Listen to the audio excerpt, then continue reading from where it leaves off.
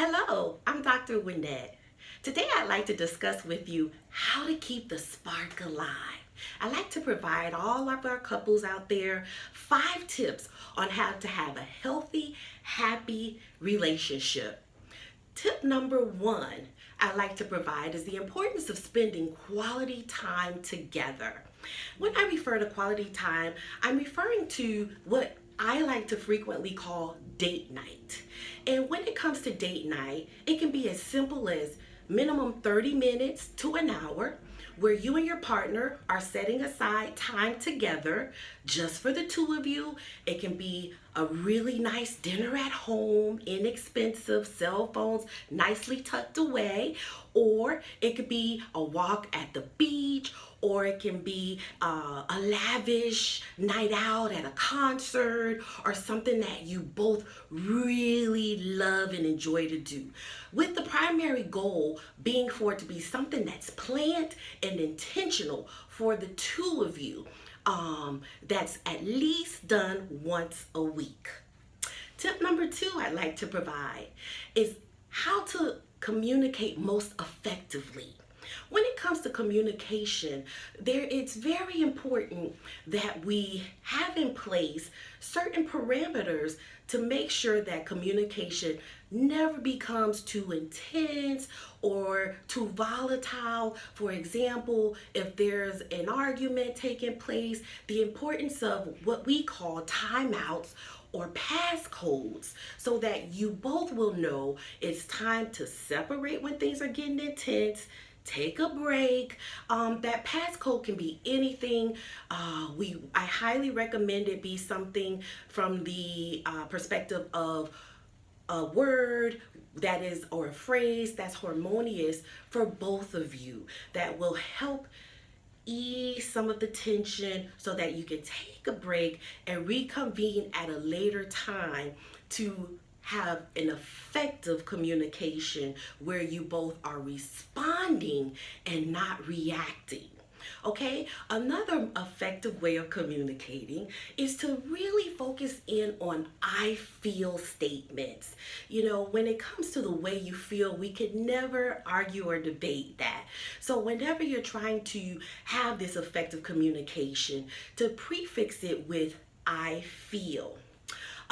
The last thing that I'd like to really emphasize for you is something we call mirroring communication styles of your partner. So for example, let's say that your partner is very direct, they're very to the point. When communicating to them, you want to also make sure that you're concise, direct, to the point, so that the information will be received more effectively.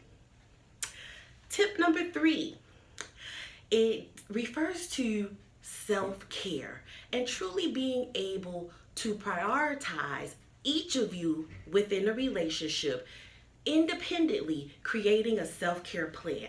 Now, when I refer to self-care, it largely relates to your emotional well-being. So a lot of couples, it can be anywhere from yoga classes, it can be setting aside time for meditation, it can be physical exercise classes, which we know is very powerful in assisting you and all of us in feeling at our best, emotionally, physically, etc., as well as a self-discovery class.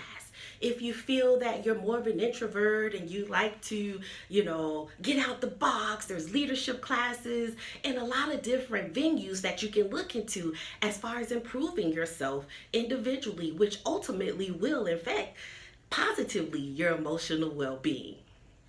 4th tip that I have for you is to learn the different love languages of your partner. So there's a lot of research that's available for us all on the 5 love languages, and I'd like to briefly go over each of them with you right now. So just to highlight them, they are acts of service, words of affirmation, gifts, quality time together, and physical touch. Now, when we refer to these love languages, they're really powerful when you're interacting in a relationship, because when your partner receives their love language, it communicates to them that I love you. And when you receive your love language back from your partner, it communicates, I love you too. It's really, really powerful. And for more information on them, please don't hesitate to contact me. Last but not least, the fifth tip that I have for us today, it refers to what I love to call a heightened level of intimacy. Now, all of us have heard about or referenced the word intimacy. In this context, I like to highlight it as into me you see. And what it really, really circulates around and should ultimately be a goal of the relationship is a heightened level of connection where the two of you begin to feel, allow yourself to feel vulnerable and connected at a level that no matter what life brings against you, you'll be able to fair weather that storm, be it good, great celebrations, as well as the challenges. Having a heightened level intimacy, you look into each other's eyes, the windows of our soul, and you're connected. It's a great place to be. If you have any questions or for more information about these tips, please don't hesitate to give me a call. I can be reached at, you can contact me or view my website, www.acaspirellc.com. Thank you.